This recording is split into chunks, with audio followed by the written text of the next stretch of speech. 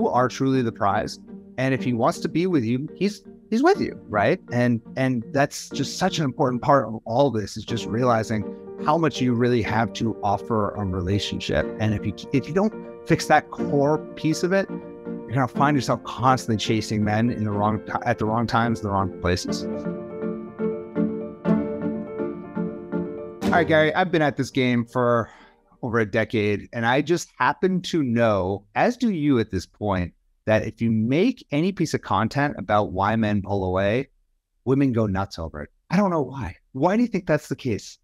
Because it's everyone's biggest fear, because you spent all this time and energy getting a relationship. You finally found somebody, and now it's like all that work, all those apps, all that time, poof. Yeah, it's like the ultimate loss in control is when you just feel like that thing that you finally feel comfortable and secure in, that relationship, that connection, and then out of nowhere, you're like, wait, what's happening? It's different. It's changing. What do I do? So what were you gonna say? I was just gonna say, because now it's like, it's not just like this hypothetical person. It's like something you actually know and something you actually care about. So now that you care about it, the loss of it is just that much more profound. And so the pain is potentially greater. And so that's why you like, no, like come back. Like, I don't want to lose this. Right. I was thinking back when we were talking about this, discussing this topic, we have a client in the Love Accelerator Mastermind, and she's been single her entire life. I believe she's in her mid to late 40s. Don't quote me on that if you're listening to this, client. I won't say your name. Don't get mad at me. But I believe she's mid to late 40s, and she's never been in a relationship before.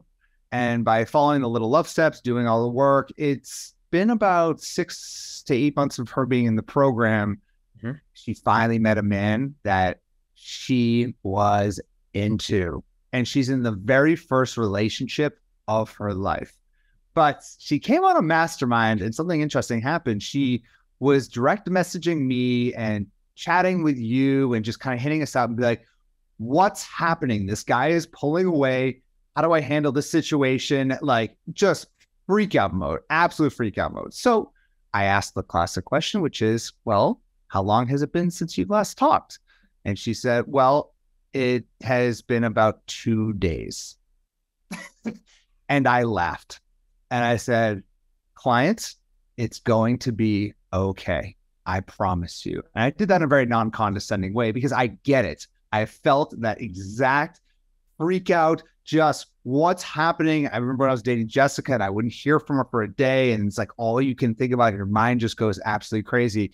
And that's really what we want to address today, is that moment where you feel something slipping away, and we tend to make very rash decisions that can actually make a situation much worse. And I think by the end of this, you're going to feel just so empowered, if this ever happens to you, to make the right decision in that situation.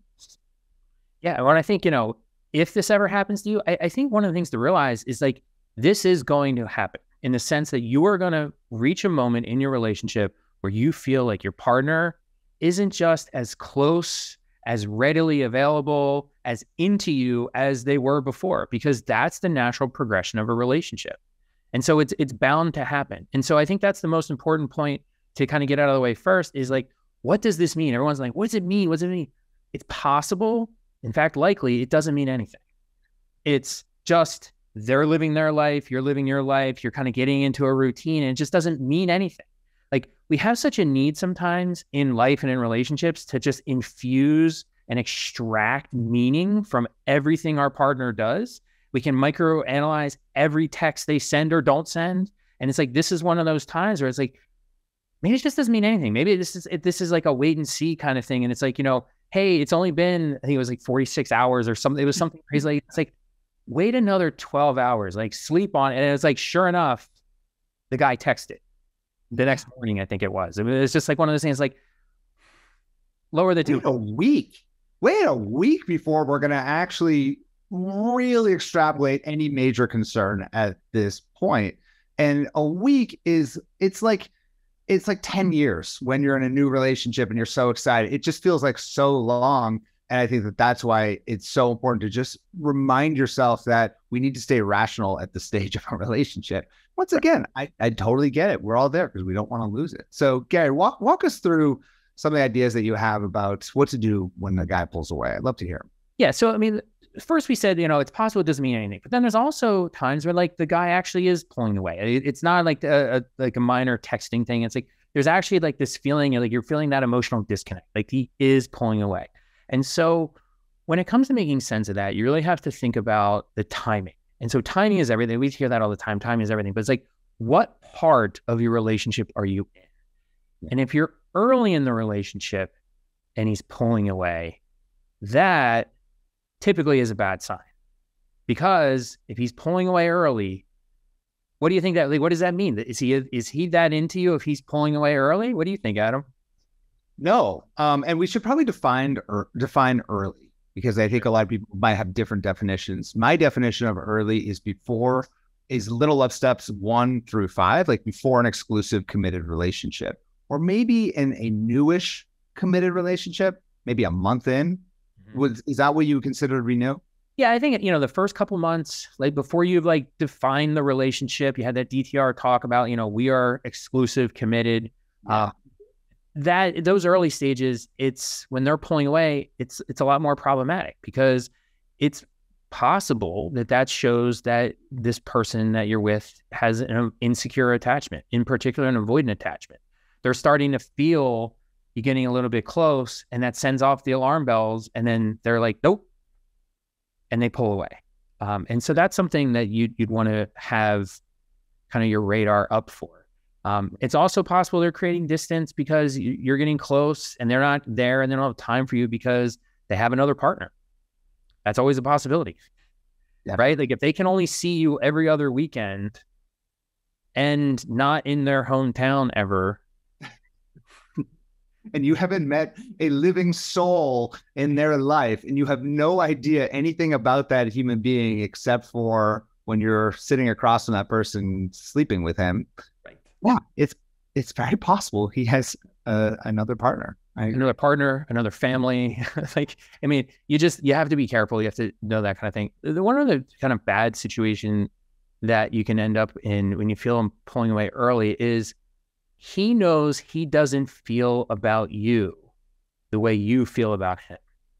And so this doesn't feel good to you, but he's actually trying to be nice in the sense that he knows like things are getting too serious and he doesn't want to totally hurt you and devastate you.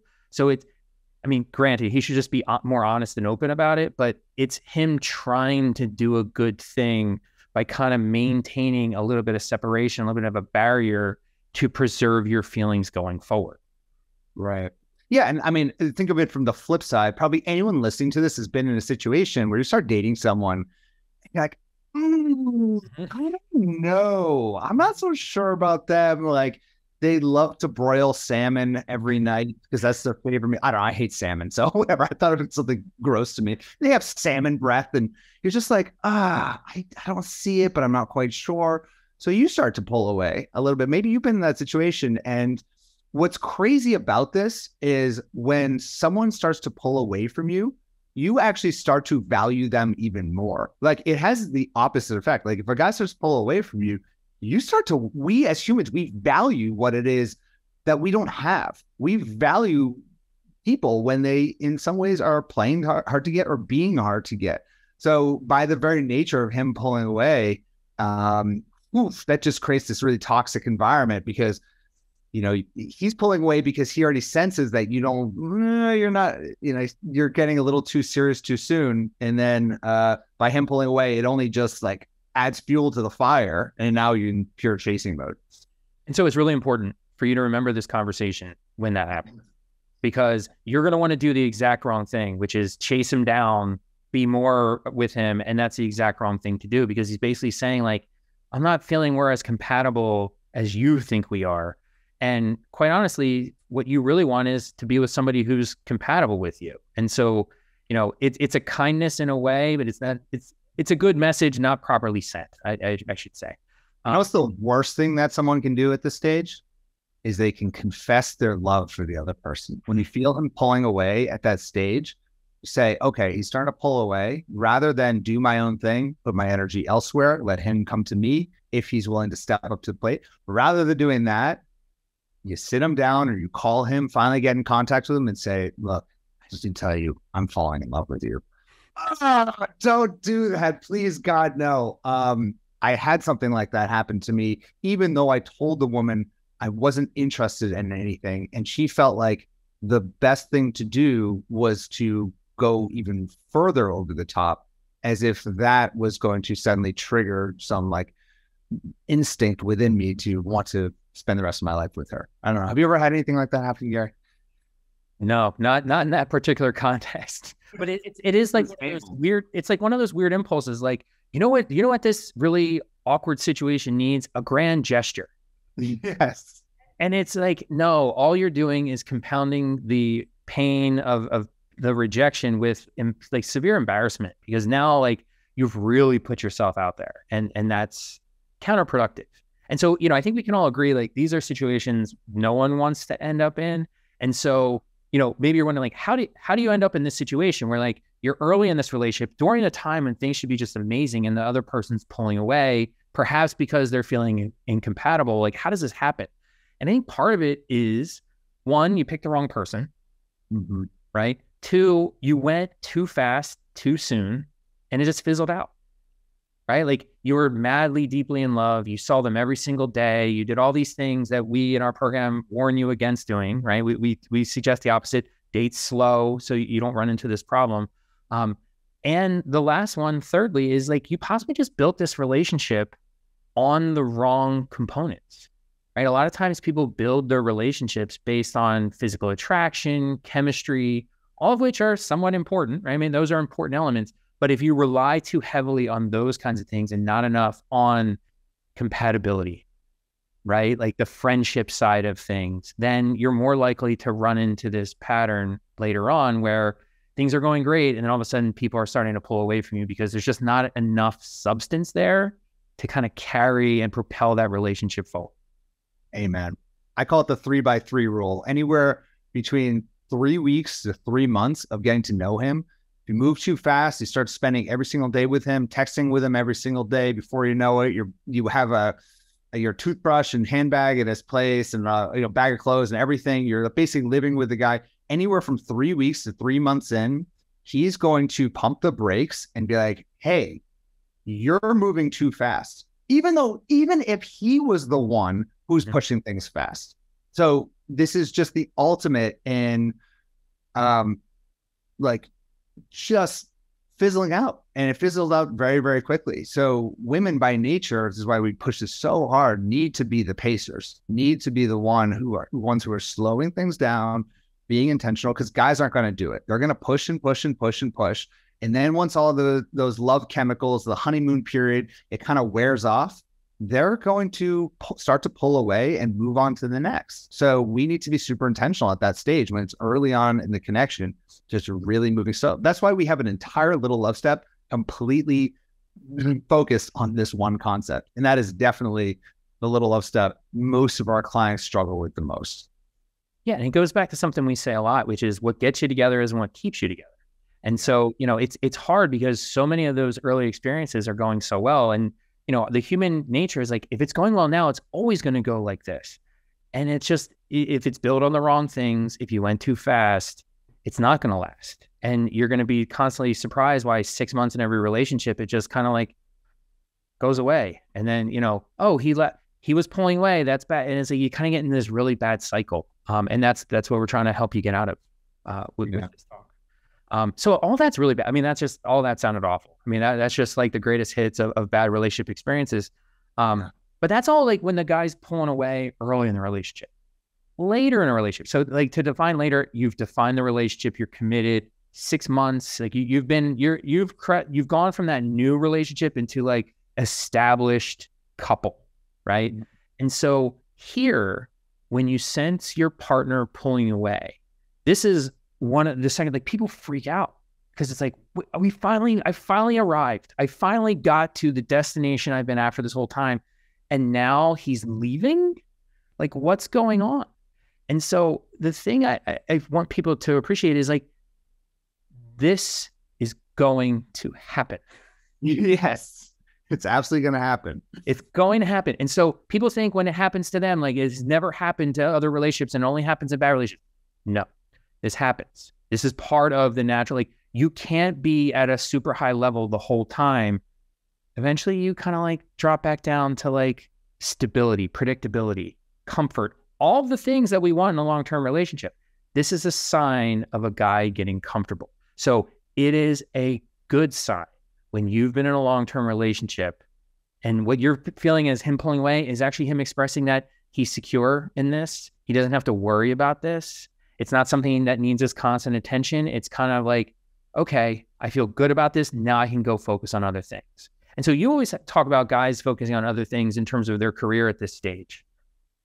Yeah. Yeah. I mean, well, think about the kind of the brain chemistry of what happens from an early relationship to an established relationship. Early on, in the first 3 to 6 months of a relationship, your brain has the same kind of makeup as someone who is literally on cocaine. Like you have so many love chemicals just flowing through your body. Love is literally addictive. You don't see the imperfections in that person. You think everything is amazing. And even you'll listen to this podcast and be like, yeah, I hear what you're saying, but no, he really is amazing.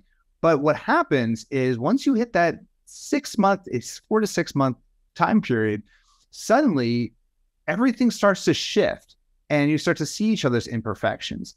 And the man, in my experience, the man tends to pull back a little bit in a healthy way because he is now like, okay, I love this woman. I'm with her. I really want to build a future together. Now that I'm kind of out of this, like we're having sex like 4 times a day type of phase, I'm going to start focusing on the things that are important to me in my life so that I can build a future with this person, such as focusing on work. Very common situation. A guy will suddenly start to really lean into his profession because he wants to be able to provide. And I know that sounds like very 1950s of me, but it kind of is ingrained in us as men to just want to provide a great life for you. Maybe he's going to be thinking about buying a house with you. Maybe he's going to be thinking about being able to travel with you and spend a life, whatever it is. And so by nature, if he's starting to pull away, then it may not necessarily be a good thing. It could be a bad thing. It could actually be a good thing.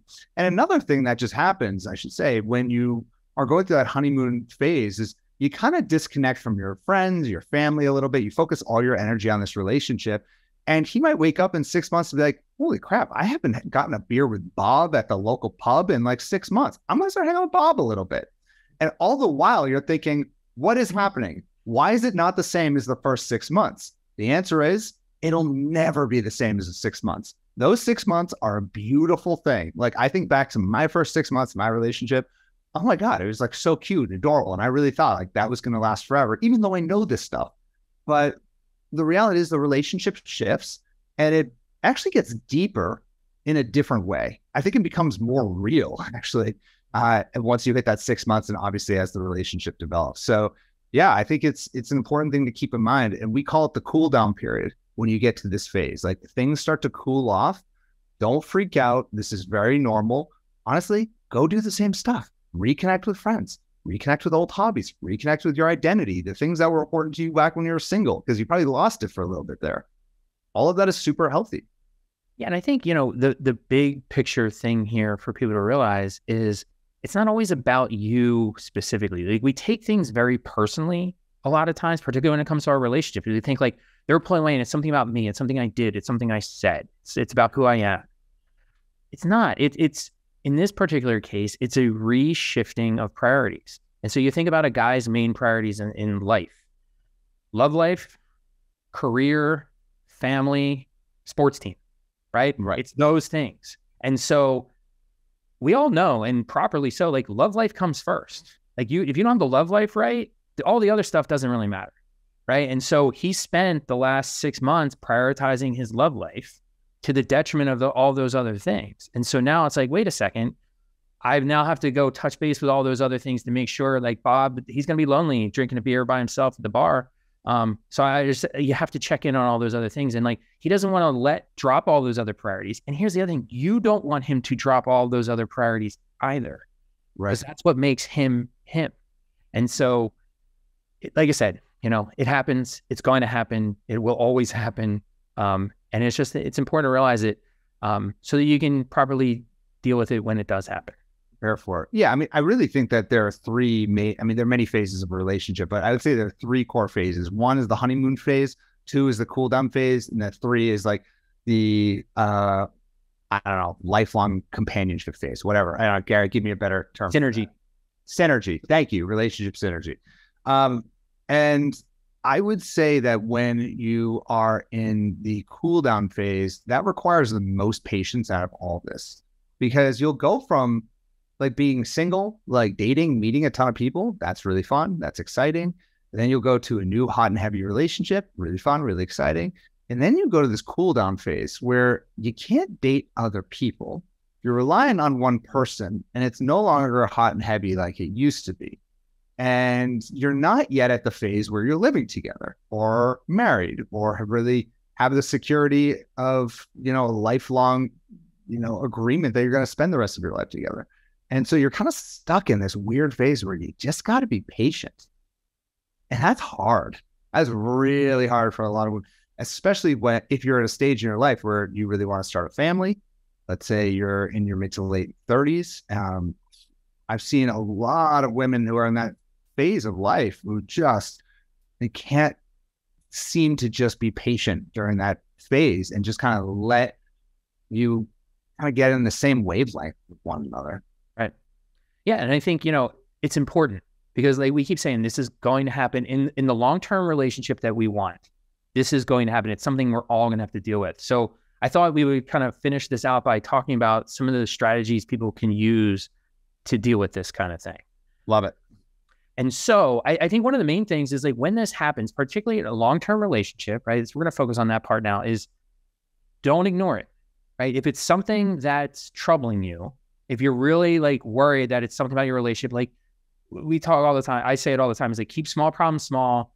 Communication is the way to solve all problems, right? And so ask. And you don't have to like, don't be accusatory, like, hey, you're pulling away. Like that's not the way to assume good intentions, right? And all you have to do is say things like, hey, I feel like we aren't connecting lately. How are you feeling? Or I'm missing you. Everything okay? Or I'm picking up some like weird vibes between us. It's like, are we cool? Like however you want to say some version of that, but just again, open-ended, broad, like give him space to talk and explain. And you're not making it about the relationship. You're just asking like in general, like, how's everything going? Right. That way he has a chance to explain, because that if it is a problem about the relationship, he'll be able to fill it in, right? If it's not a problem about the relationship, it's probably like has nothing to do with the relationship at all. It's like something at work he's got, and like he'll be able to explain that, and then that can put your mind at ease. I would say, assuming that this has been going on for a couple of weeks, that would be my cap. Yes. Like let's give it a little bit of space before we do this, because I mean, look, we've done this for long. We've had thousands of clients, and sometimes they won't hear back for a day after like a good date. And then I would not recommend after that being like, hey, I'm picking up on weird vibes. We okay? Exactly. So be a little bit patient. I would say a week, maybe even 2. If you just feel it's like a little bit distant, that's where I would throw this out. I love that. I'm picking up weird vibes. Like, we okay? Yeah. And it's a great way to just initiate conversation. Chances are he's going to be like, yeah, it's great. Like I'm feeling a little overwhelmed. Got a lot going on in life. And yeah, everything's great. Well, and I think this goes to exactly what you just said about like giving a little bit of time goes to the next thing that we suggest, which is like, don't let your anxiety get the best of you, because it can get the best of you in 2 ways. When you start getting in your head about like, he's pulling away, you can think, oh, he's going to leave me. I'm going to leave him first. Like you start like, he's pulling away. I'm going to run away, or I'm going to shut down, and I'm not going to give him anything because this is going bad and I don't want to get hurt. That's bad. The other thing you can do is chase him. He's pulling away. You start like, he's busy at work, and all of a sudden you start texting him 10 times a day. Like, how are you? How are you? It's like, that's just making everything worse. You're becoming needy. You're becoming clingy. Don't do the guilt trips. Like, you don't want to spend time with me, or the nagging or pressure or any of that kind of stuff. And that's all the ways your anxiety can get the best of you. What you want to do instead, and kind of what we just suggested a second ago, is stay still. Yeah.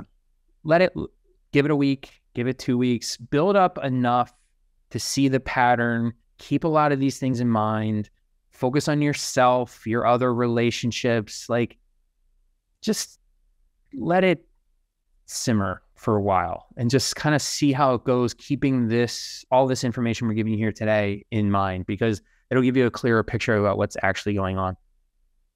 Yeah. Just be present with your life and your relationship. I think something else that happens just kind of related to this that I think is important to mention is that when you're about 6 months into a relationship, well, actually, I should say, when you're single, you kind of have this assumption that once I'm in a relationship, all my problems will be fixed. Mm-hmm. And then you're kind of 6 months into a relationship and he starts to go off and do his own thing. And then you start to separate a little bit. He's pulling away and you suddenly realize all those same problems you had back then, they still kind of exist. Those anxieties, those challenges, everything going on, it hasn't been fixed. And that's kind of a harsh realization that I think people will struggle with at this phase. And it brings out even more anxiety because do you get what I'm like? Have you ever felt that? I definitely have felt that because I'm like very go, go, go. I'm always like trying to achieve, trying to get something.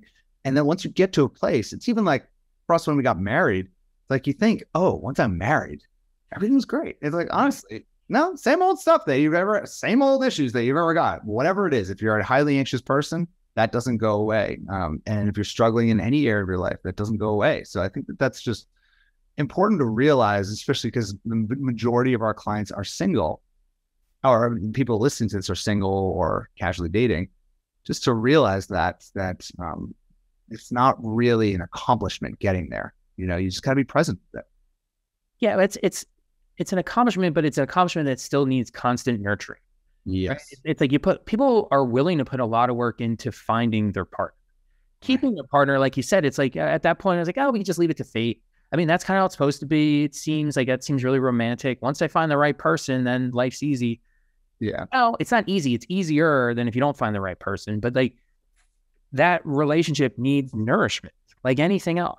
And so you can't just get lazy in love. Like you have to keep feeding it, nurturing it, sustaining it, and doing all that stuff. And so, some of it's sustaining the relationship. Some of it is you'll notice your partner pulling away less if you have more of your own things going on. Like, don't make your relationship the one and only end all be all self-defining characteristic about who you are. And so, keep doing your own hobbies, keep cultivating your own interests, stay busy, like have things that occupy your time. And so then that way you're not constantly, you then just won't have time to notice, frankly, like all the time your partner is doing other things too. And then that way you can each spend your time apart and then come back together. It's something, we talk about relationship synergy in the program is like, this idea of like two separate people who are optimally coming together and growing together. And it's this idea of like, we're mutually independent. Like we have this like reciprocal independence where it's like, you're independent, I'm independent, and we're good being independent, but we're even better together. And so you got to give your partner some space to have some independence, and then you get your own space to have some independence. And then you have a lot more to share with each other when you are together. Yeah. He's not your other half. You're a whole already. And he's a whole. And then you together are greater than the sum of each part. And that's great. Relationships are great, but you got to maintain your own thing. And honestly, like that, I think this is something that's really important that we talk a lot about for our single clients who are dating, is this idea when a guy pulls away, rather than chase, actually do the opposite, allow that tension to exist, because that's a very healthy way of dating.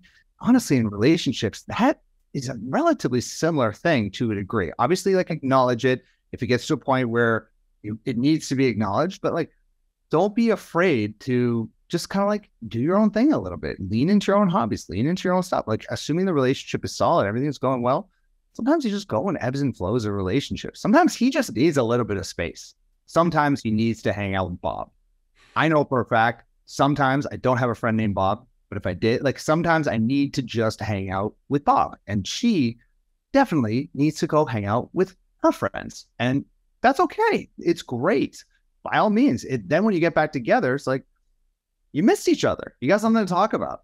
Yeah. Well, and I think, we talked earlier about, don't let your anxiety get the best of you. And this is where you can do the opposite, which is like, approach this how someone who's really secure, confident in themselves would approach it, which is them pulling away, being independent. It's not a concern. It's a positive. Like see the good in it, because that gives me time to miss my partner and them to miss me. Then when we come together, there's more novelty because we haven't spent every last moment together. Like that creates longing, it creates desire. And like you said, it's just as important, if not more important in a long-term relationship, to allow some of that stuff to build up so that you have that to nourish the relationship going forward. Amen. Amen. Good. Cool. Anything else that you want to mention with all this? No, I think that's pretty much it in terms of, end of the day, make sure, give yourself the time to really assess the situation to see if you're reacting, if it's really nothing. When is this occurring in the relationship and what might it mean? Because it might mean something very different early in the relationship than at the end of the relationship. And as with all things, like, be intentional, be patient, and be thoughtful. Amen. Amen. And just never forget that you are the prize, right? Like, if you have the confidence that, like, if you're single and just starting to casually date a guy or starting to date a guy and he starts to pull away, if you know that you're the prize and you're an amazing human being, you're not going to chase him because you're like, whatever, he's not stepping into me, I'm going to go elsewhere. And then if you're in a relationship and he starts to pull away and you're the prize, you're just going to be like, okay, it seems okay. Like, I'll give it a week, see if anything happens. And then, he's still pulling away. You'll have the confidence to just talk to him about it. Be like, hey, just want to check in. Like, I'm getting a weird vibe. And then he says everything is okay. And again, if you have confidence, you start to realize that you are the prize. You bring a lot to the table. You have a lot of value. You'll take his word for it, right? And say, okay, you've been busy at work. Totally get it. Give him a little bit of space, going out with your friends. And before you know it, it blows over in a month.